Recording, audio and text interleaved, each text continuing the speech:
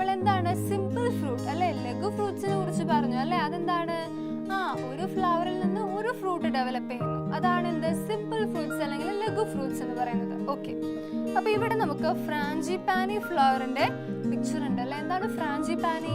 ചെമ്പകമാണല്ലേ. Okay, does the flower have only one ovary? അപ്പൊ ഈ flower ഒന്ന് നോക്കിക്കേ, ഇവിടെ ഒരു ഓവറി ആണോ ഉള്ളത്?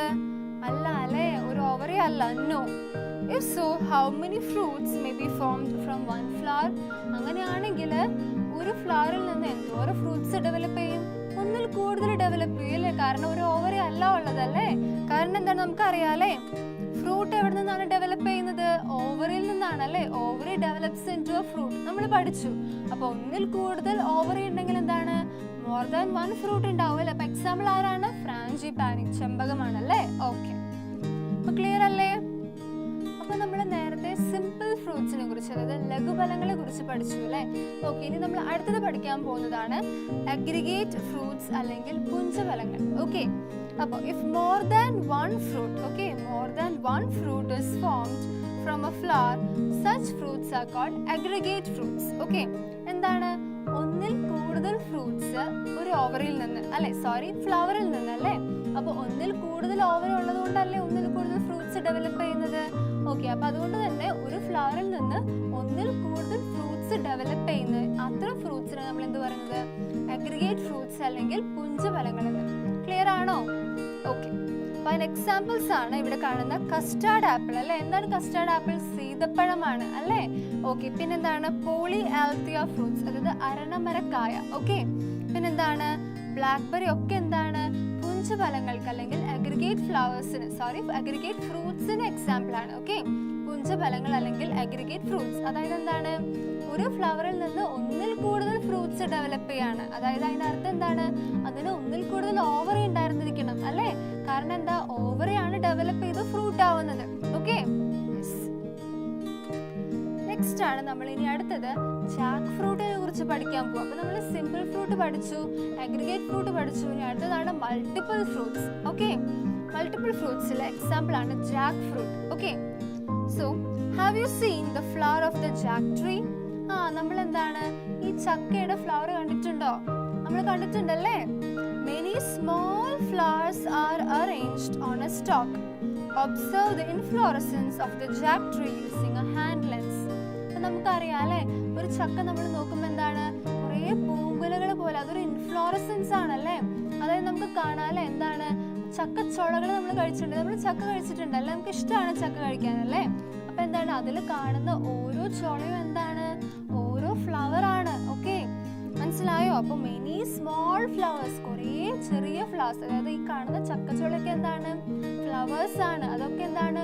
ഒരൊറ്റ സ്റ്റോക്കിൽ അറേഞ്ച് ചെയ്ത് വെച്ചേക്കാണല്ലേ. Yes, there are hundreds of flowers in an inflorescence of a jack tree അല്ലേ.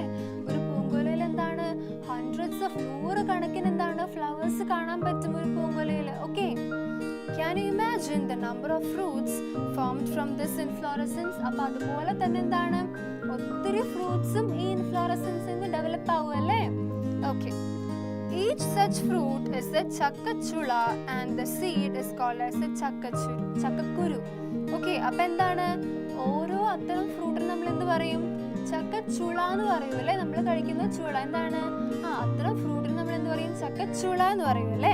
എന്നിട്ട് സീഡിനെയോ നമുക്ക് അറിയാലോ, നമ്മൾ എന്താണ്? ചക്കക്കുരു എന്ന് പറയും. Okay, what happens to flowers that do not turn into fruits? അല്ലെ, അപ്പൊ ഈ ചക്കച്ചുളയായി മാറാത്ത അത്തരം ഫ്ലവേഴ്സിന് നമ്മൾ എന്ത് പറയും? എന്താ പറയാ?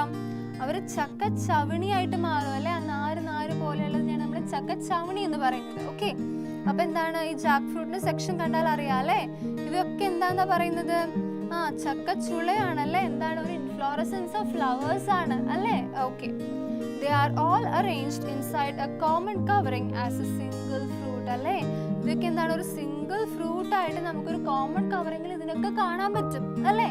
Yes, so such fruits are called as multiple fruits. അപ്പൊ എന്താണ്? മൾട്ടിപ്പിൾ എന്ന് പറഞ്ഞാൽ എന്താണ്?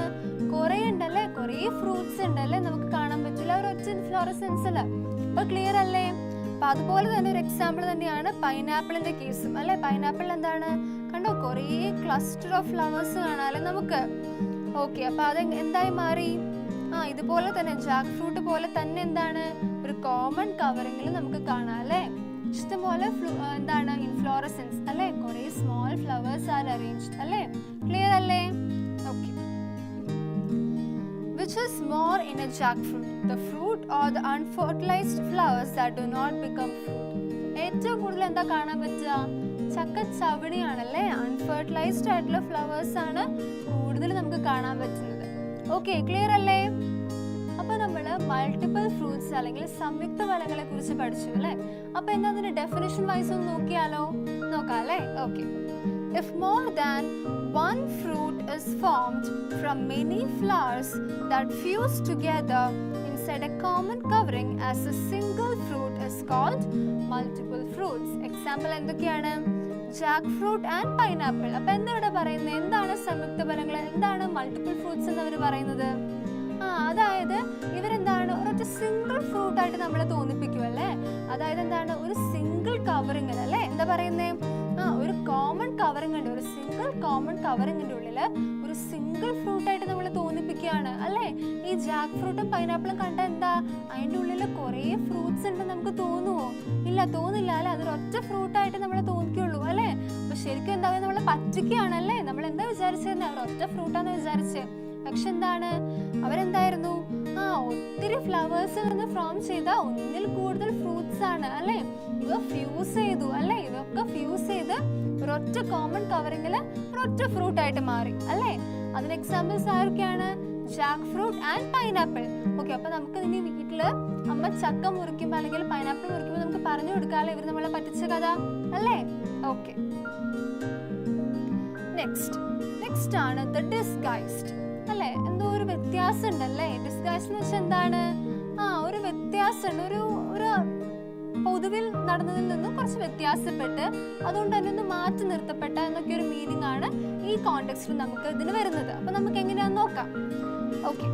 We learned that fruits are formed from the ovary after fertilization. നമ്മൾ പഠിച്ചല്ലേ? കുറേ പ്രാവശ്യം നമ്മൾ പറഞ്ഞ കാര്യങ്ങളാണ്. എന്താണ്? ബീജസങ്കലനത്തിന് ശേഷം എന്ത് സംഭവിക്കുന്നു? ഓവറി ഫ്രൂട്ട് ആയിട്ട് മാറുന്നു അല്ലേ? ഓക്കെ. അപ്പോ ഇവിടെ നമുക്ക് കശുമാങ്ങയുടെ എക്സാമ്പിൾ വെച്ച് പഠിച്ചാലോ? ഇവിടെ കാഷ്യൂ ഫ്ലവേഴ്സ് ഒന്ന് നോക്കിക്കേ. നമുക്ക് പെഡിസിൽ കാണാൻ പറ്റുന്നുണ്ടല്ലേ? ഇവിടെ നമുക്ക് പെഡിസിൽ കാണാൻ പറ്റുന്നുണ്ട്. ഓക്കെ, ഇവിടെ പെഡിസിൽ കാണാം. ഇവിടെ കാണുന്നുണ്ടോ പെഡിസില്? കാഷ്യൂ നട്ടിൽ കാണുന്നുണ്ടോ? പെഡിസിൽ കാണാൻ പറ്റുന്നുണ്ട് അല്ലേ? എന്നാൽ കാഷ്യൂ ആപ്പിളിൽ കാണുന്നുണ്ടോ? ഇവിടെ എന്താ സംഭവിച്ചേ? പെഡിസിലാണ് കാഷ്യൂ ആപ്പിൾ ആയിട്ട് മാറിയത് അല്ലേ? പെഡിസിലാണ് ഫ്രൂട്ട് ആയിട്ട് മാറിയത്. ഓക്കെ, സാധാരണ ആരാ ഫ്രൂട്ട് ആയിട്ട് മാറുക? ഓവറിയാണ് ഫ്രൂട്ട് ആയിട്ട് മാറുക അല്ലേ? ഇവിടെ എന്ത് സംഭവിച്ചു? പെഡിസിൽ അല്ലേ? ആ പൂ ഞെട്ടാണ് എന്താണ് ഫ്രൂട്ട് ആയിട്ട് മാറിയത് അല്ലേ? സോ അതുകൊണ്ടാണ് ഇവര് ഡിസ്ഗൈസ്ഡ് എന്ന് പറയുന്നത്. മനസ്സിലായോ? Okay. So which part developed to form the cashew apple? ഏത് പാർട്ടാണ് കാഷ്യൂ ആപ്പിൾ ആയിട്ട് ഡെവലപ്പ് ചെയ്തത്? In some plants, parts like the pedicel, thalamus, etc. develop into fruit-like structures. These are called false fruits. അല്ലേ? അവര് കപട ഫലങ്ങളാണല്ലേ? കപടഫലങ്ങളാണ്, false fruits ആണ്. ഇപ്പോൾ കാഷ്യൂവിന്റെ കാര്യം പറയുകയാണെങ്കിൽ എന്തുണ്ടായത്? പെഡിസലാണ് ഫ്രൂട്ട് ആയിട്ട് ഡെവലപ്പ് ചെയ്തത്. അതുപോലെ തന്നെ പെഡിസലും തലാമസും ഫ്രൂട്ട് ആയിട്ട് ഡെവലപ്പ് ചെയ്യുന്ന അത്തരം കേസിൽ നമ്മൾ എന്ത് പറയും? അവരെ കപടഫലങ്ങൾ അല്ലെങ്കിൽ ഫാൾസ് ഫ്രൂട്ട്സ് എന്ന് പറയും. ഓക്കെ, ക്ലിയർ ആണോ? അപ്പൊ ഇവിടെ നോക്കിക്കേ, ആപ്പിളിന്റെ കേസിൽ എന്താ സംഭവിച്ചേ? ഇതെന്താണ് ഈ കാണുന്ന റീജിയൻ? ഇതെന്താണ് റൗണ്ട് കളറിൽ കാണുന്നത്? എന്താണ് അത്? ഫ്രൂട്ട് ആണല്ലേ? ഓക്കെ. ദെൻ ഇതെന്താണ്? സീഡ് ആണ് അല്ലെ? എന്താണ്? ഒവ്യൂൾ അല്ലെ? അതുപോലെ തന്നെ ഇവിടെ പിയറിലും കൊടുത്തിട്ടുണ്ട് അല്ലെ? ഈ റീജിയൻ എന്താണ്? ഫ്രൂട്ട് ആണ്. ഓക്കെ, ഈ കണ്ടത് എന്താണ്? സീഡ് അല്ലെ? ഒവ്യൂള് സീഡായിട്ട് മാറി. ഓക്കെ, പിന്നെ ഇതെന്താണ് ഈ റീജിയൻ? തലാമസ് ആണ് അല്ലേ? ഇതെന്താണ്? അതിനർത്ഥം എന്താണ്? ഈ ആപ്പിളും പിയറും എന്താണ്? ഫാൾസ് ഫ്രൂട്ട് ആണ്, കപട ഫലങ്ങളാണ് അല്ലേ?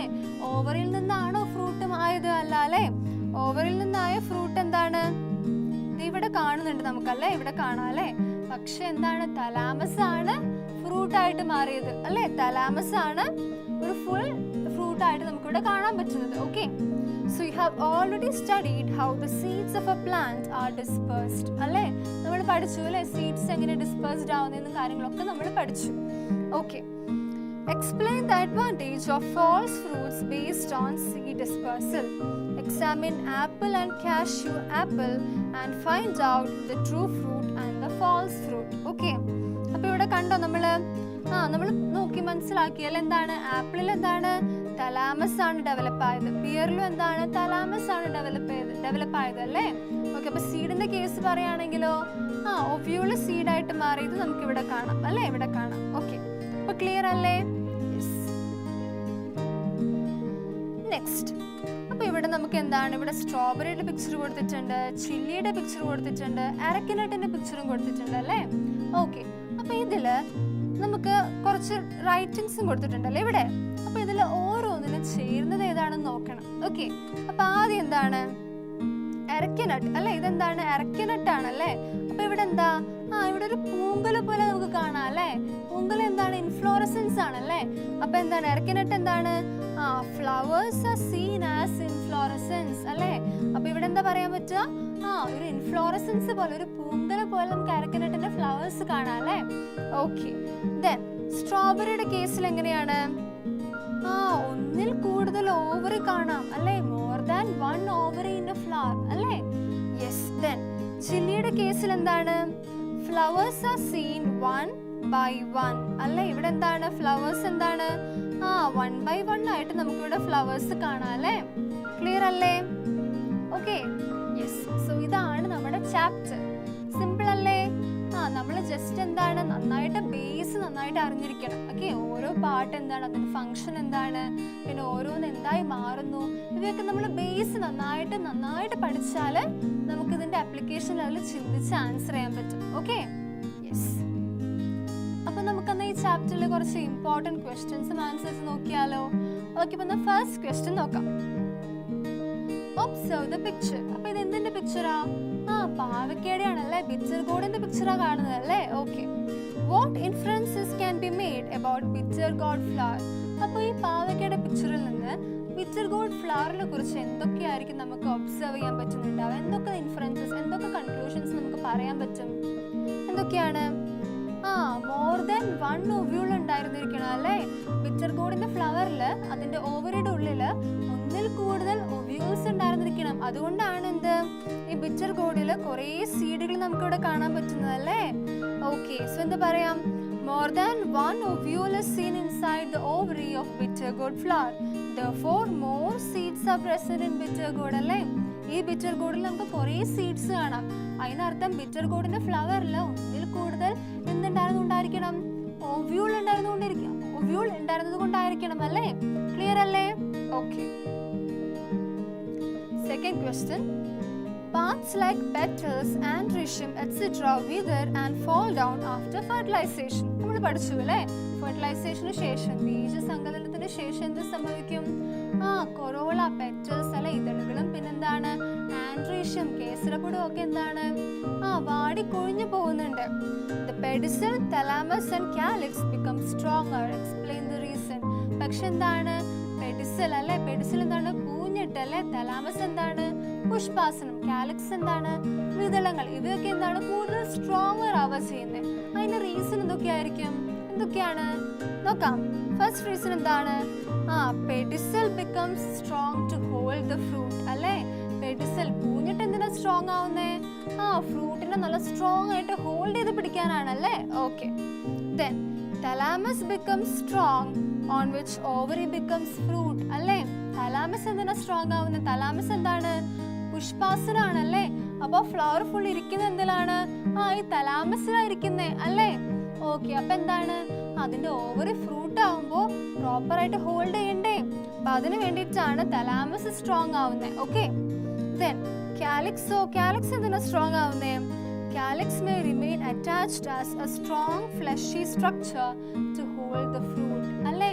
എന്തിനാ റിമെയിൻ ചെയ്യുന്ന കാലിക്സ്? അതൊരു സ്ട്രോങ് ഫ്ലഷി സ്ട്രക്ചർ ആണ്. എന്തിനാണ്? ഫ്രൂട്ടിനെ ഹോൾഡ് ചെയ്യാനാണ് അല്ലേ. ഫ്രൂട്ടിനെ, ഓക്കെ, ഓവറിൽ നിന്ന് ഡെവലപ്പ് ആയ ഫ്രൂട്ടിനെ ഹോൾഡ് ചെയ്യാനുള്ള ഒരു ഫ്ലഷി സ്ട്രക്ചർ ആയിട്ട് കാലിക്സ് റിമെയിൻ ചെയ്യും. ക്ലിയർ അല്ലേ? Okay,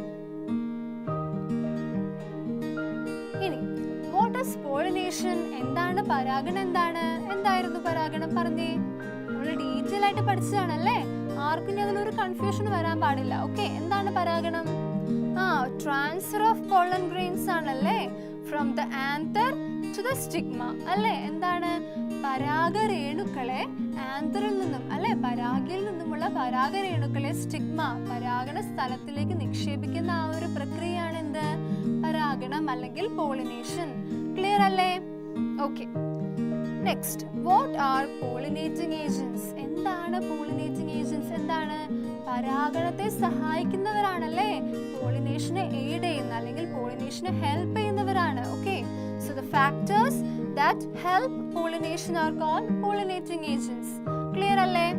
Okay, what is fertilization? എന്താണ് ബീജസങ്കലനം? എന്താണ്? It is the fusion of male gamete with the egg അല്ലേ. fusion of the male gamete with the egg is called as fertilization. അപ്പോൾ male gamete എന്താണ്? pollen ആണല്ലേ.